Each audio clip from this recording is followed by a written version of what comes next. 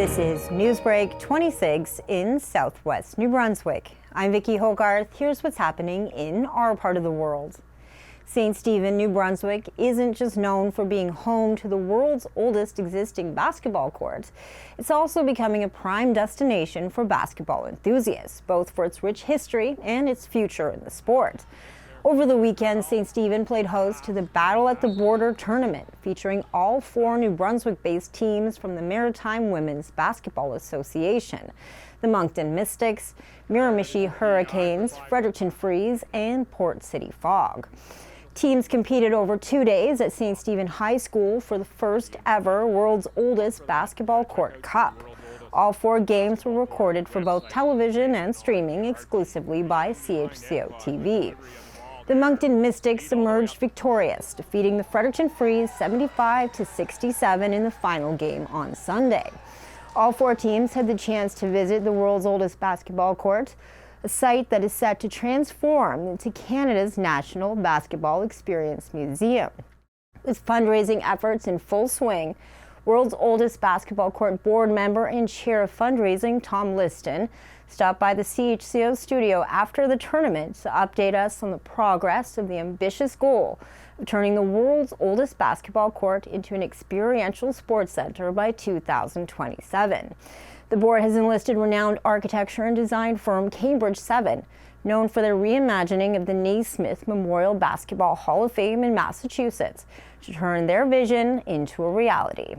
They've done the entire concept and how someone would walk through the museum and we'd end up at the court. That's kind of the end of the tour, right? To showcase it. But we are also lucky to have Canada Basketball. We have a memorandum of understanding, and they're super excited about being a node of the Canadian Basketball Hall of Fame. There's no physical Canada Basketball Hall of Fame right now. They induct people, but there's no, and they have an induction at a restaurant, but they don't get to see, their history and their image somewhere. And what they decided was, because witnessing the Raptors being such a huge draw coast to coast during the playoff run, and it is Canada's team, Canada Basketball, so they're doing a node in just outside of Toronto in the Hamilton area, and a performance center there for Hall of Fame, and they're going to do one in Vancouver and one in St. Stephen, New Brunswick in our building, and we think we have a good chance of being the first one to have a physical piece of that, and hopefully we'll bring some people down to induct them.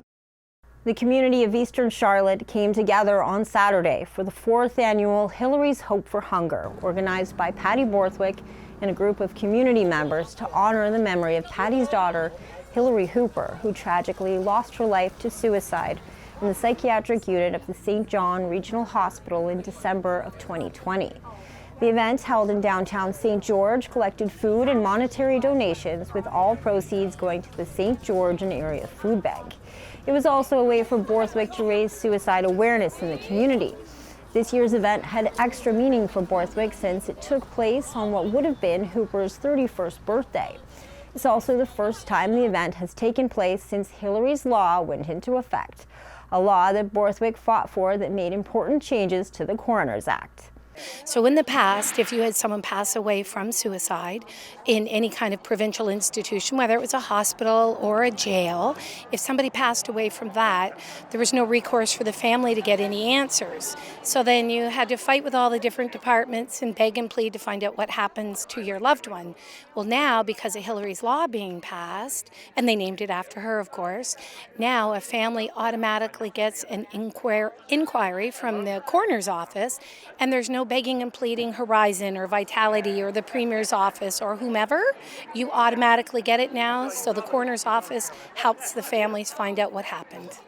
Hooper's memory lives on not just in Hillary's Law, but in her community, who come out every year to celebrate her life and passion for helping alleviate food insecurity.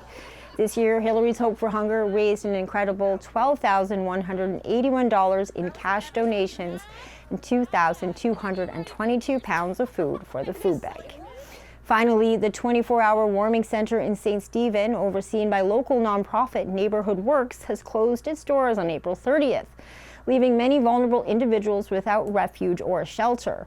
Although Neighborhood Works stepped up to the plate with the support of the Warming Center Group, the municipality, and the provincial government to provide a temporary shelter for winter 2023-24, there is currently no solution in place for next winter. Neighborhood Works Executive Director Jim Stewart made a plea to council at the April council meeting of the Municipal District of St. Stephen for a more sustainable, long-term solution to support the community's most vulnerable members, which includes 70 to 100 homeless individuals. There is no solution for next year, and that is a sad situation. Hopefully, like this year, winter does not take us by surprise. I know no one's expecting winter again next year. That seems to be the theme. That's all the news I have for you. For more stories and online exclusives, follow me, Vicki Hogarth, on Facebook and subscribe for free to CHCO TV on YouTube. A news and public affairs production of CHCO TV, New Brunswick's only source for independent community television.